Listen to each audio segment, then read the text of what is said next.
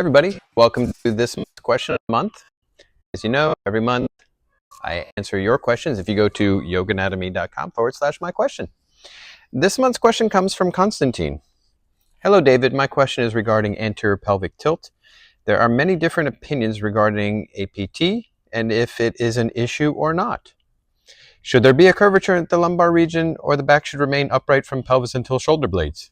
For instance, in poses like pigeon or half split, should the belly be extended forward to create more arch in the lumbar area, or tucked in, causing more roundness in the shoulders and the lower back?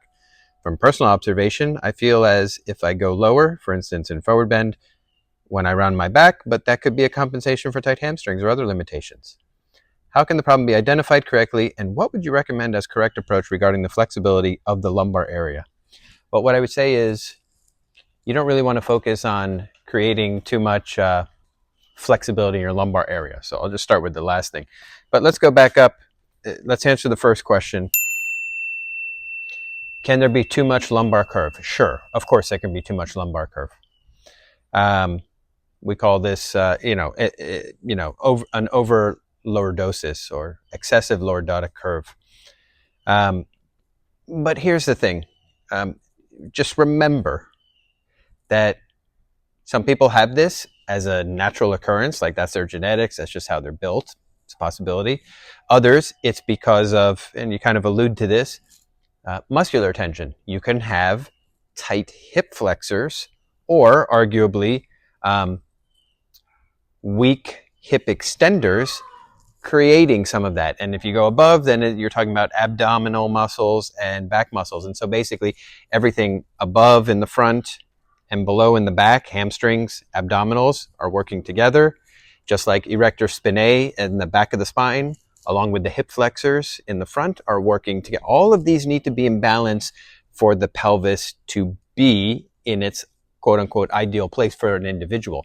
That ideal place always includes lumbar curve. That's normal and natural.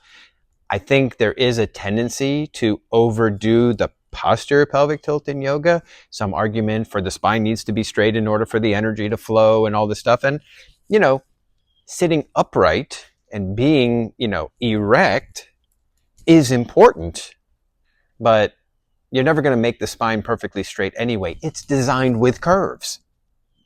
It's supposed to have curves in it. So don't try to remove all the curves in your spine, please. It's not a thing that I know of in anatomy. Sorry, I'm getting riled up a little bit, because these are the things that we say. It's more of a felt sense that has somehow become this sort of literal thing.